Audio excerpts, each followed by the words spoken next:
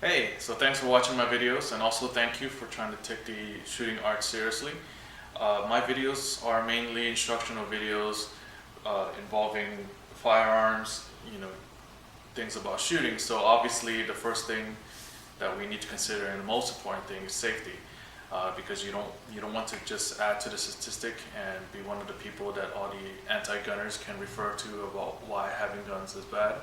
So, you definitely need to keep this in mind at all times whenever you are around a firearm, whenever you are handling a firearm, whenever just having one in your house, proper storage, things like that. You have to have safety in mind first. Okay? And there are three basic rules that the NRA always teach. I will be going over those and also a little bit more, and maybe just giving my own explanations and maybe some modifications to it. So the three NRA safety rules are as follows: always keep the firearm pointed in a safe direction. Always keep your finger off the trigger until you're ready to shoot. And always keep your firearm unloaded until you're ready to shoot. Now those three are just the basic, the most important, like fundamental kind of like the Bill of Rights. They are the main three rules that you always have to follow. There are other rules, safety rules as well, and I'll be going over some of them. But we'll be focusing on those, and I'll be adding one of my own too, and that is to always treat every firearm as if it's loaded. So to explain, the first NRA safety rule: always keep your firearm pointed in a safe direction. What that means is you would never point a firearm, even if you know it's unloaded or you think it's unloaded. I never want to say no. Okay, everything you think is unloaded. You never want to point your firearm at anything that you wouldn't want to be destroyed, to be shot. So you don't play around and you point it at yourself. You don't point at your own foot. You don't point it at your head. You don't point it at your brother, your sister. You don't point it at your cat. You don't point it at your dog.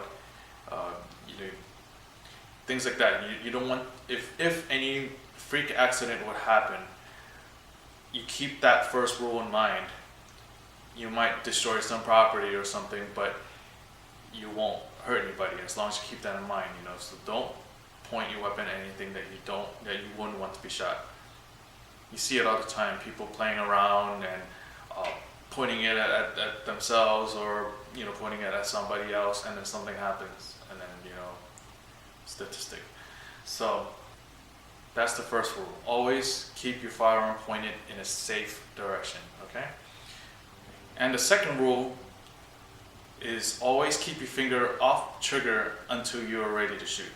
And I'm going to demonstrate that for you right now.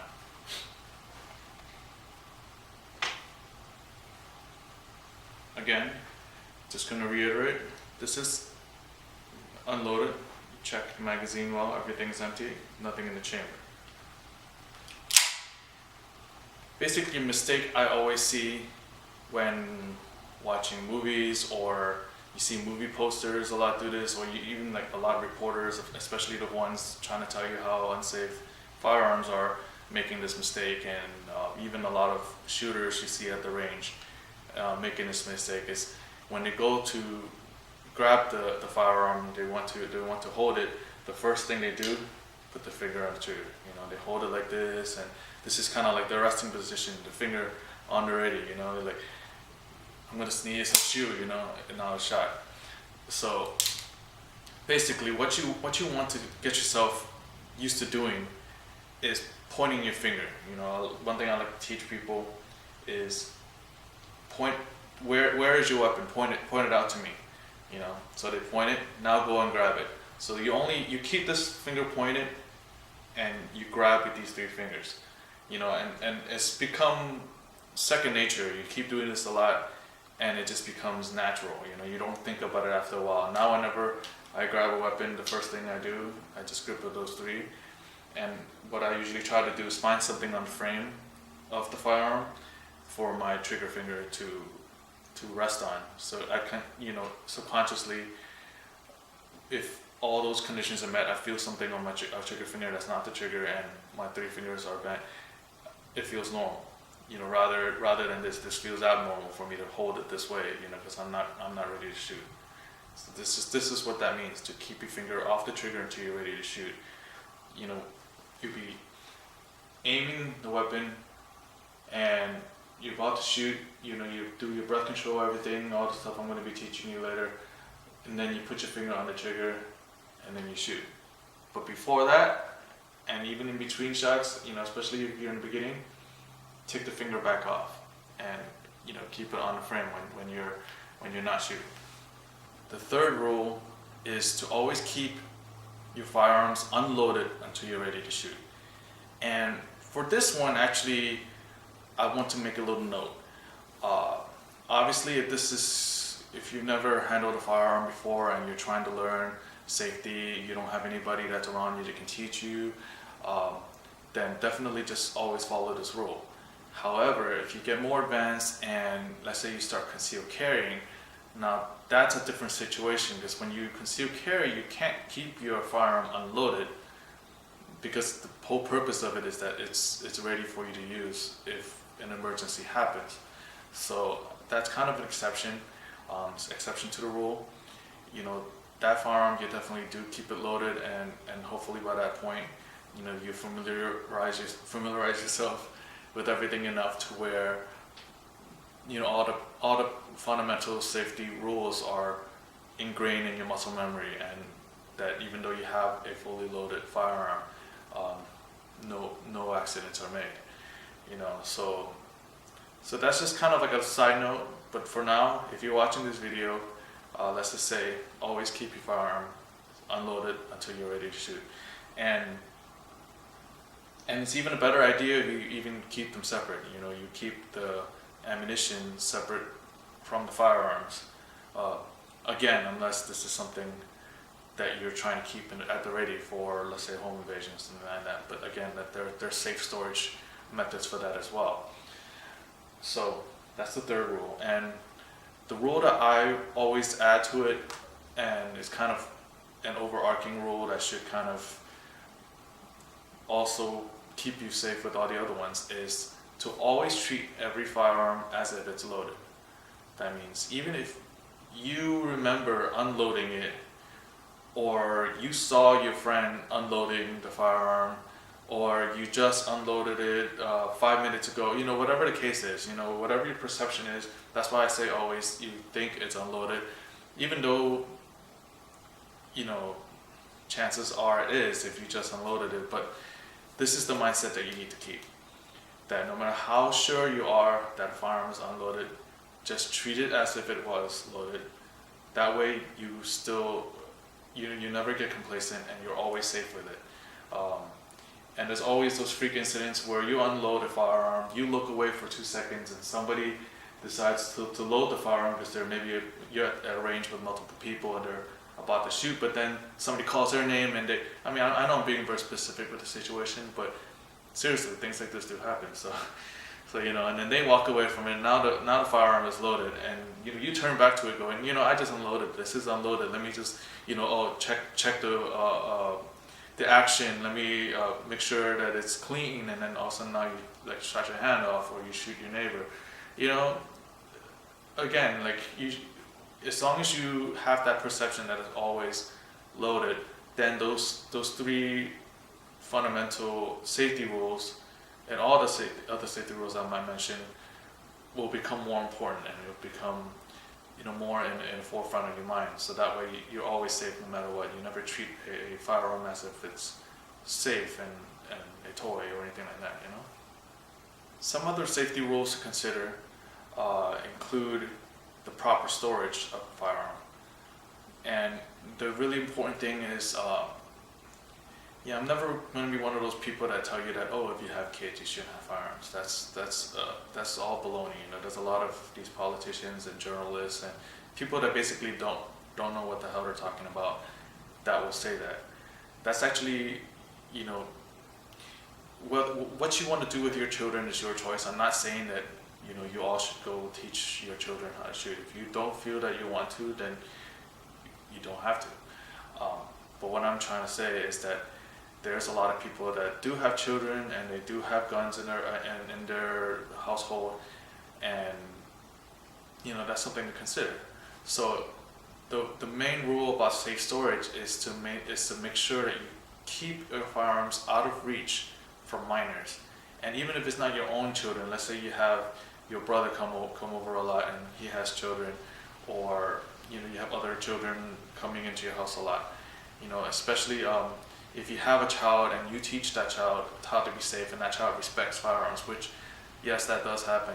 People always assume that children are impulsive, and I mean that's true to a certain degree. But I've seen a lot of kids that are so disciplined that they would never ever touch a firearm without their parents' permission and in an unsafe scenario. So so even if you have that situation with your child, so you're feeling safe with them, you should still not keep it not safely stored for that possibility that maybe his friends might come over, and maybe his friends' parents are hippies that just want to shelter the child from everything. So the child's probably only seen guns and firearms in movies and video games.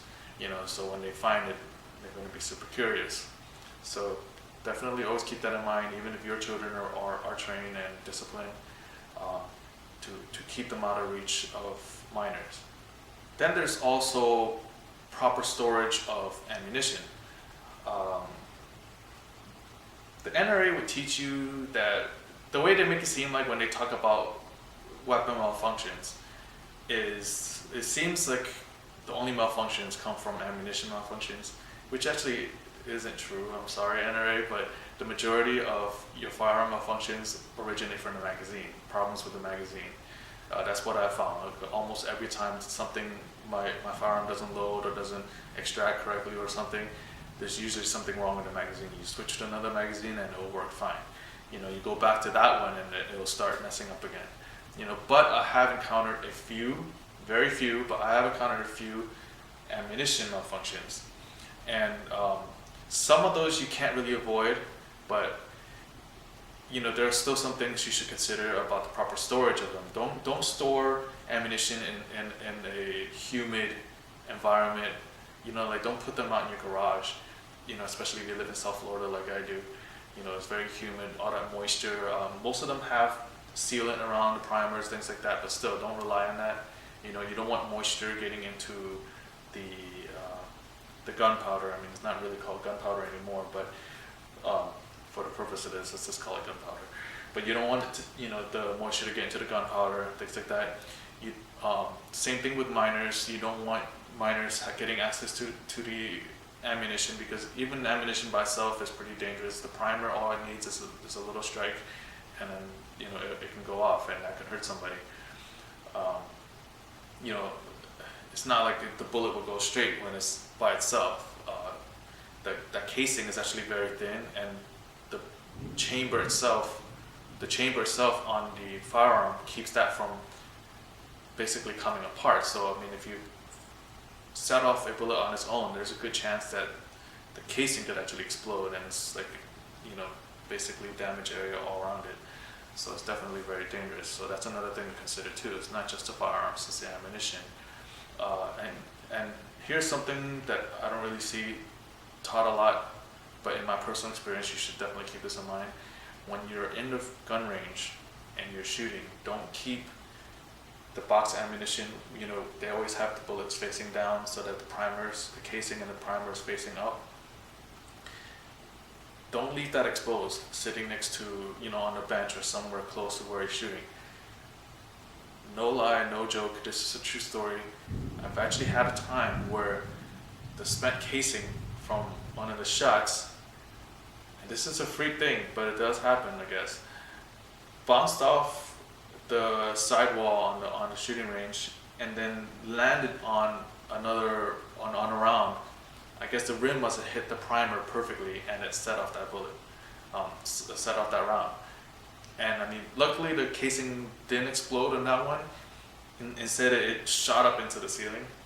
A little piece of the casing did kind of come apart on it, but it wasn't like exploding with shrapnel everywhere. Like a small piece did come out of it, and we did see where it hit. but the majority of it shot straight up in the air and went into the ceiling. I mean, but it could have been a really bad situation, you know, if it could have unwinded in a much more serious way. So we're lucky nobody got hurt. But that's the thing you have to consider when you're shooting any extra ammo you have. Put them back inside the box, or put something on top of it. You know, cover the primers, which I guess if you're not familiar with bullets, these are snap caps. They're fake bullets, and I don't have any real bullets here because I have the firearms and I'm shooting these videos. I won't accidentally put a live round into it.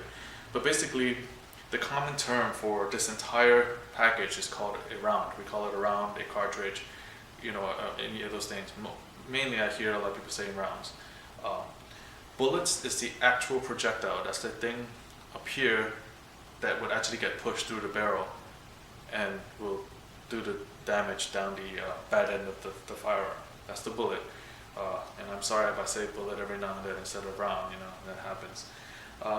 The primer, which I've mentioned a couple times, is in the back of the casing here, which the casing is the rest of here that holds the bullet.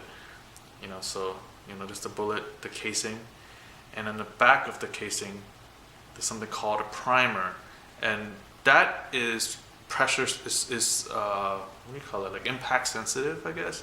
If something indents it, it'll actually set it off. So the charge that it has inside of it is sensitive to that.